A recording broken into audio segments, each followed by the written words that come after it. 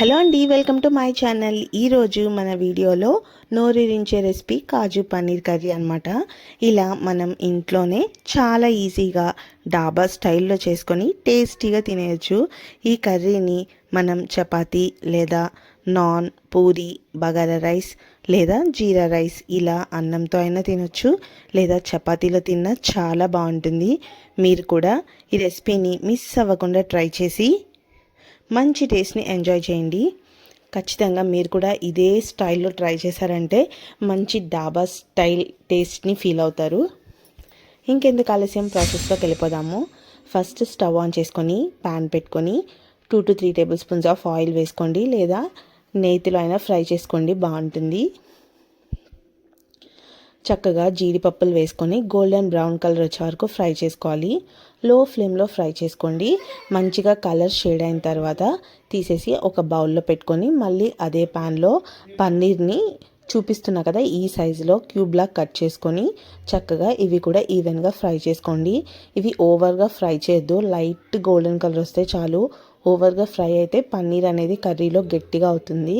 So ఇలా చూపిస్తున్నా కదా ఈ కలర్లో మారితే చాలు, తీసేసి బౌల్లో వేసేసుకోండి. అదే ప్యాన్లో మళ్ళీ 2 టేబుల్ స్పూన్స్ ఆఫ్ ఆయిల్ వేసుకొని చిన్న చెక్క ముక్క, లవంగాలు 4 అండ్ 2 ఇలాచీ వేసుకొని మంచిగా ఫ్రై చేసుకొని దానిలోనే సన్నగా చాప్ చేసుకున్న 2 బిగ్ ఆనియన్స్ తీసుకున్నాను. సన్నగా చాప్ చేసుకున్నాను, చాపర్లో కట్ చేస్తాను నేను. ఇలా సన్నగా కట్ చేయడం వల్ల ఆనియన్స్ గ్రేవీ మంచి థిక్గా మంచి టేస్టీగా వస్తుందన్నమాట. గ్రేవీ చూడ్డానికి కూడా చాలా బాగుంటుంది. మీరు కూడా ఇలా సన్నగా చాప్ చేసుకోండి ఆనియన్స్. ఇవి బాగా వేగేలోపు గ్రేవీ ప్రిపేర్ చేసేసుకుందాము.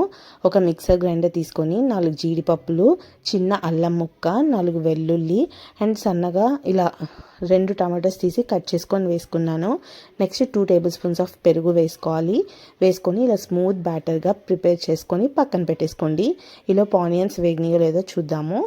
ఆనియన్స్ ఇలా ఫ్రై అవుతుంటే చక్కగా గోల్డెన్ కలర్లో ఫ్రై చేసుకున్నాక ఆనియన్స్ బాగా వేగిపోయిన తర్వాత మనం ప్రిపేర్ చేసుకున్న కాజు టమాటో ప్యూరీని వేసేసుకోవాలి. ఈ ప్యూరీ కూడా బాగా వేగాలి. ఈ ప్యూరీ త్వరగా మగ్గాలంటే మనం ఉప్పు కొంచెం సరిపడా ఒక 1/2 టేబుల్ స్పూన్ వేస్తున్నాను నేను. ఉప్పు, కొంచెం పసుపు అండ్ కారం 1/2 టేబుల్ స్పూన్ మీ స్పైసెస్కి తగినట్టుగా చూసి వేసుకోండి.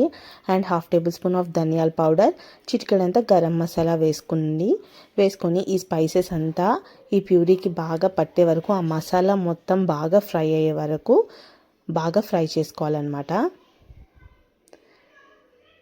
నేను ఆ మిక్సర్ గ్రైండర్లోనే కొంచెం వాటర్ పోసేసి వేస్తున్నాను. వేసేసుకొని ఈ స్పైసెస్ అంతా మాడకుండా ఉంటాయి అలా చుక్క వాటర్ పోయడం వల్ల.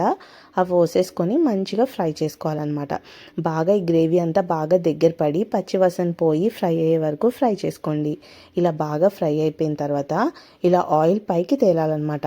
ఇలా ఆయిల్ పైకి తేలే స్టేజ్లో వాటర్ పోసుకోవాలి. వాటర్ పోసుకొని మీ గ్రేవీకి కన్సిస్టెన్సీకి తగినట్టుగా పోసుకోండి. అండ్ పన్నీర్ కూడా మనం వేస్తే పన్నీర్ కొంచెం పీల్చుకుంటుంది కదా, సో చూసి వేసుకోండి. వేసుకొని బాగా ఉడికించుకోవాలి. ఇలా బాగా దగ్గర పడి ఉడికే వరకు ఒక 10 మినిట్స్ పడుతుంది. ఉడికించుకొని ఇప్పుడు మనం ఫ్రై చేసుకొని పెట్టుకున్నాం కదా ఆల్రెడీ కాజు అండ్ పన్నీర్. ఇలా దగ్గర పడి గ్రేవీ ఉడికిన తర్వాత ఆ కాజు పన్నీర్ వేసేసుకోవాలి. వేసుకొని ఈ కాజు పన్నీర్ వేసిన తర్వాత ఎక్కువసేపు ఉడికించకూడదండి, జస్ట్ 5 మినిట్స్ ఉడికిస్తే సరిపోతుంది. ఓవర్గా కుక్ అయితే పన్నీర్ మళ్ళీ థిక్గా అవుతుంది, అంటే గట్టిగా అవుతుంది అనమాట. ఇలా ఉండటం వల్ల ఇలా ఎక్కువ వేపుకోకుండా జస్ట్ లైట్గా ఉడికించుకోవడం వల్ల పన్నీర్ అనేది స్మూత్ టెక్స్చర్తో స్పైసెస్ అన్నీ పట్టి బాగుంటుంది.